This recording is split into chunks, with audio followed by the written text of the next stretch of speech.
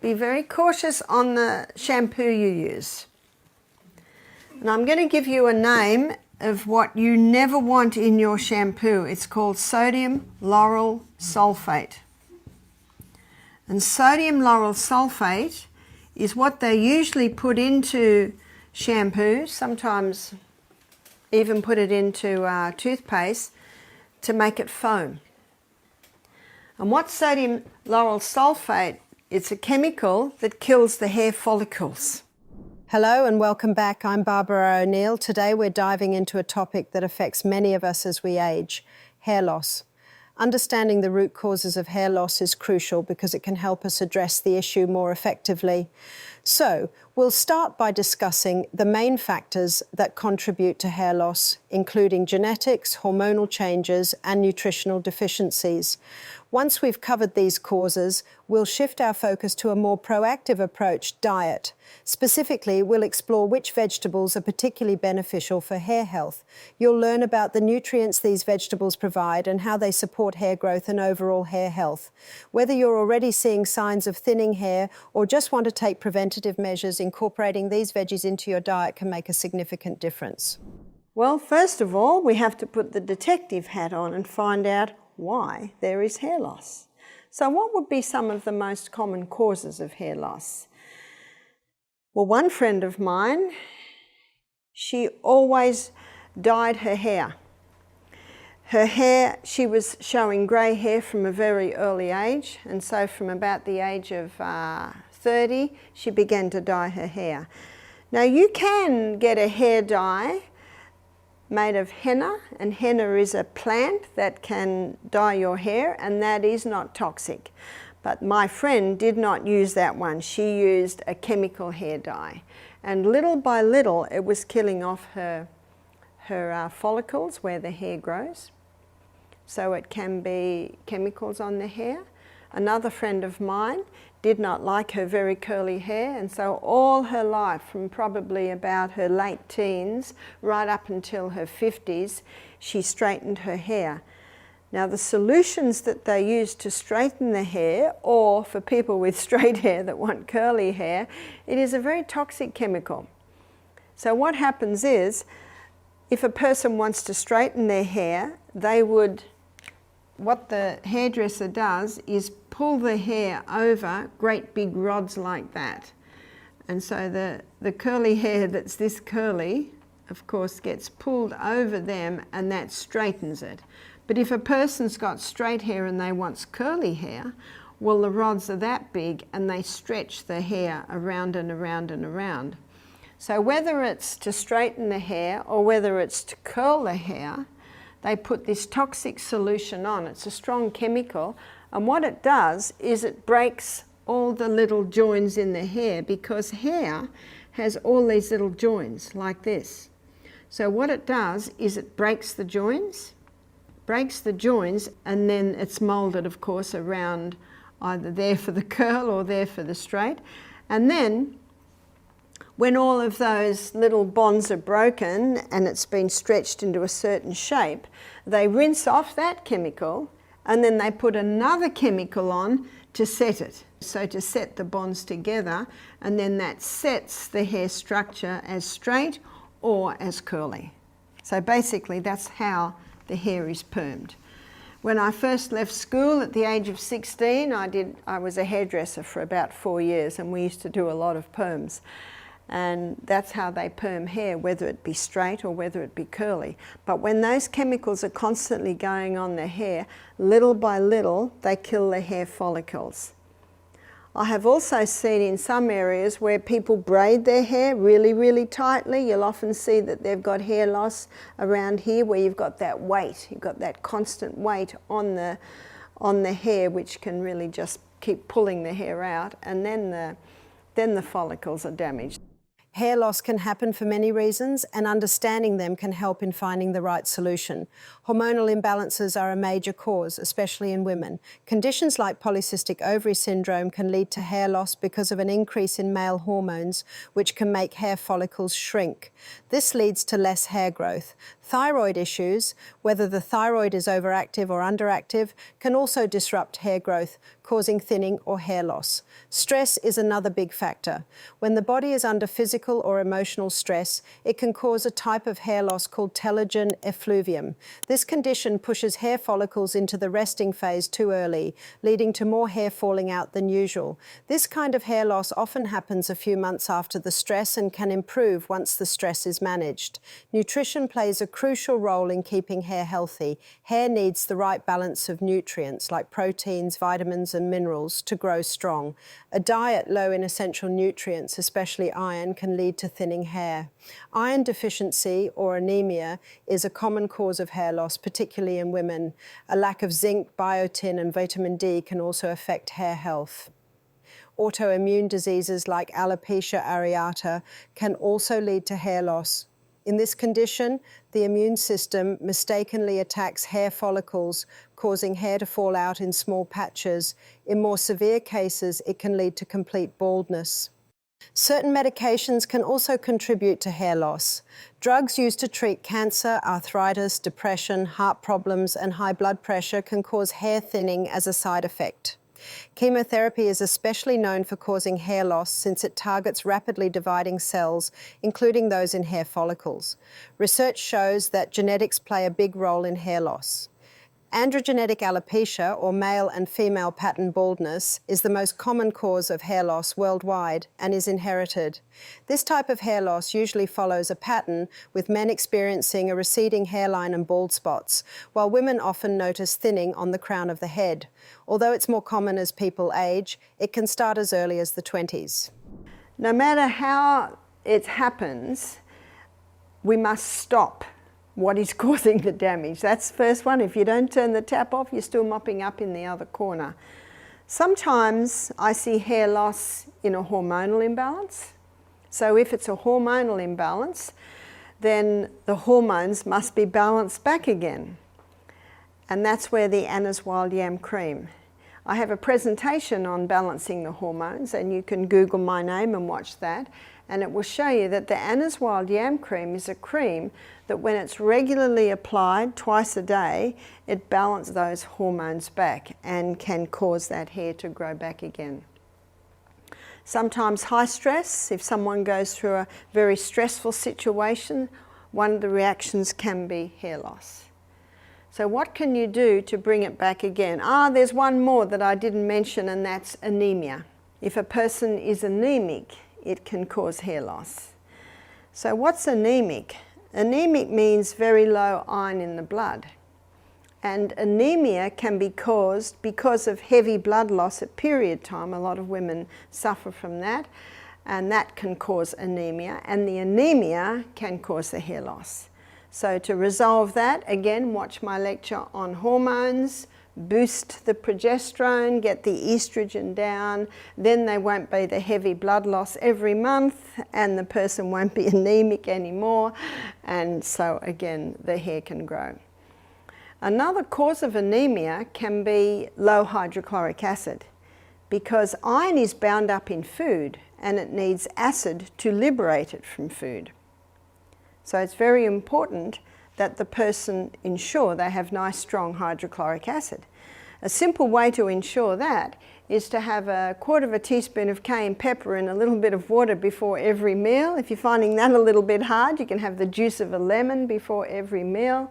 Important to leave a break between meals. Important not to drink water with your meals because that dilutes the hydrochloric acid. Also important to have a very happy, relaxed environment at the meal table. Exercise. What exercise does is it increases the circulation of the blood to the extremities, and the scalp is considered an extremity.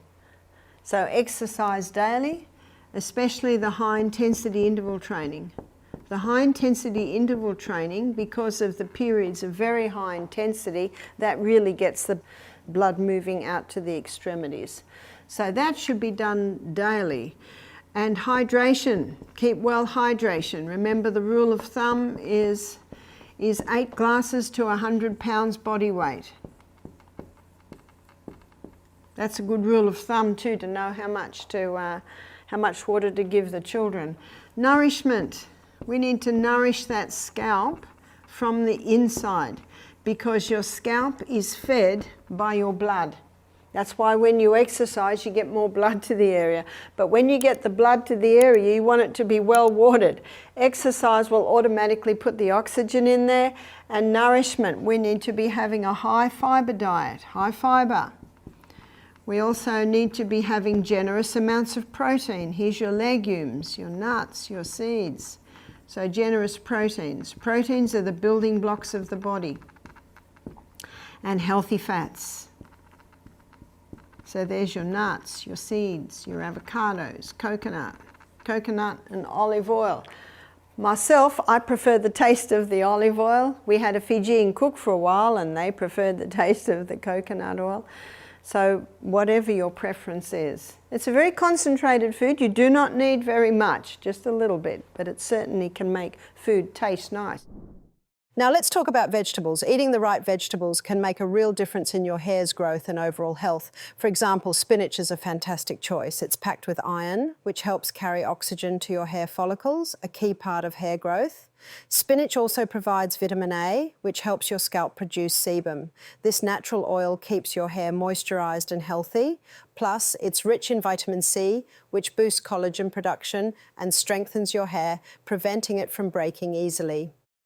Carrots are another great vegetable for hair growth. They're loaded with beta-carotene, which your body converts into vitamin A. This vitamin is crucial for maintaining healthy hair cells and keeping your scalp in good shape. A healthy scalp is essential for hair growth because it creates the perfect environment for your hair follicles to thrive. By eating carrots regularly, you can help keep your scalp and hair in top condition. Sweet potatoes are another excellent option for your hair. Like carrots, they're high in beta-carotene, which your body turns into vitamin A.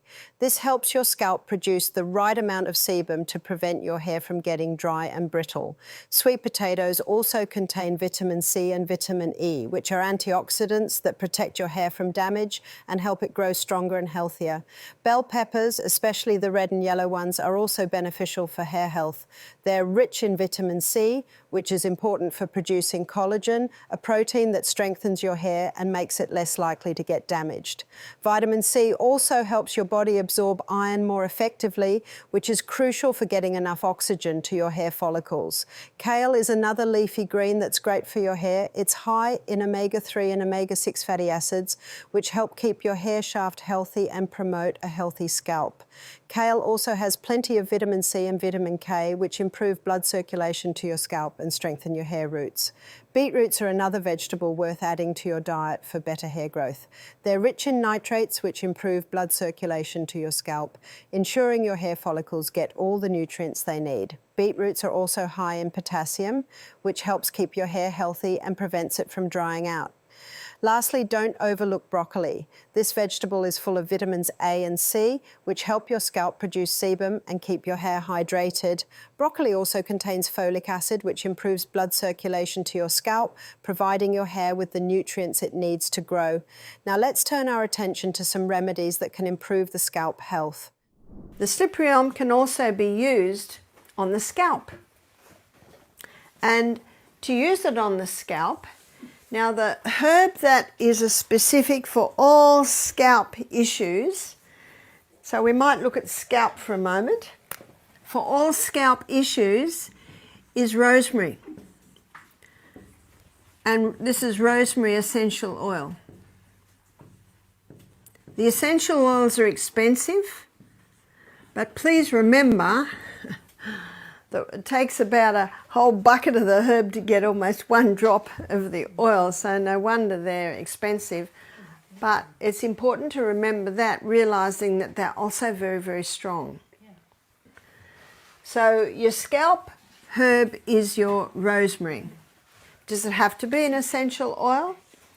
You can make a tea with that, but of course it won't be as strong. But then again, you could bring it to the boil and slowly simmer a lot of rosemary in a little water, and you can certainly make it a lot stronger.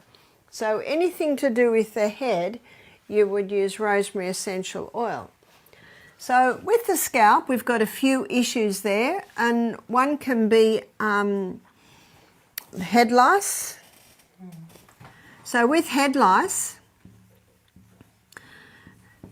you can paint the scalp with slippery elm, you put water with it to make it like a soft gel. But with head lice, so we're looking at slippery elm, these are all the things you can do with slippery elm when we're looking at the scalp. So with slippery elm, if you're going to use it for head lice, you've got to put something in there that's incredibly strong. So you can use thyme oil.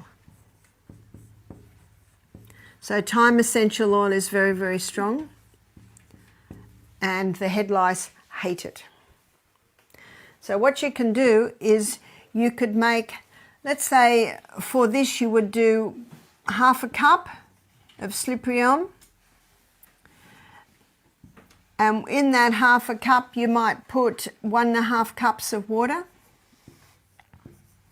So in that mix you might put probably 6 drops of thyme essential oil, and that's very, very strong, but you've got about 1.5 cups of gel. And how would you paint the scalp? What you do is and before I was a psychiatric nurse, I was a hairdresser. So when we used to dye hair, we'd divide the head into sections, and then we'd put the comb in and paint one bit, and then paint another bit, and then paint another bit. So you get the gist, so that the whole head is covered with this mixture that can kill head lice. And then you would keep that all wrapped up. You could put a shower cap on or plastic bag round and tie it in a knot. You would want to keep it there for about 4 hours. So head lice, it can be used for that. What about if someone's got a very dry scalp, dandruff, or sometimes psoriasis in the scalp? The slippery elm can be excellent for cleaning that up and nourishing it. So what you would do then is you'd do a similar amount of this, but this time you'd put the rosemary essential oil in, because the rosemary essential oil is very nourishing to the scalp. So let's say dry scalp, eczema. Some people do experience eczema in the scalp. Then you would do the slippery elm and the rosemary. What about hair loss?